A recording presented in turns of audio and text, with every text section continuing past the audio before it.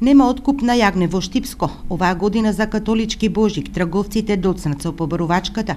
Од Штипското здружение на сточари вела дека ќе чекаат до утре, но не се многу оптимисти.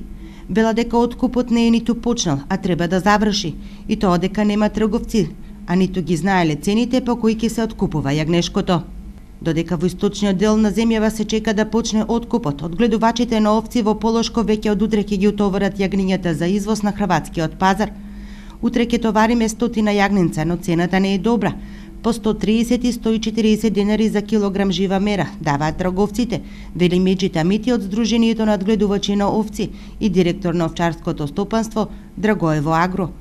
Тој потенцира дека ова не им одговара и дека цената е многу пониска во однос на лани кога откупот стартувал со 160 денари, а пред крајот на откупот се зголемила на 190 денари за килограм жива мера. Сточарите се револтирани, вела дека овие цени се далеку пониски од оние за кои одгледувачите сметаат дека е реална, за да ги покријат трошоците на производство. Ние не може да се покриеме испод 180-200 денари. Не може да се покрие, се у загуба работиш. Ама нема цена, тоа е проблемот. Да, нема најава никаква. Значи, јагни има околу 2000 парчиња со 20 кило просек нека тежина. Тоа е, значи, околу 2000 парчиња за нова година, за Божик или италијанскиот Божик, тоа католичкиот. И чека се на трговците, а они нешто мируваат, така.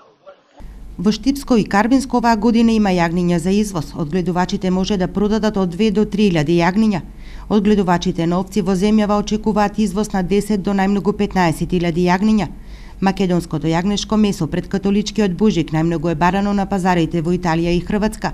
Помали количини се извезуваат во Грција.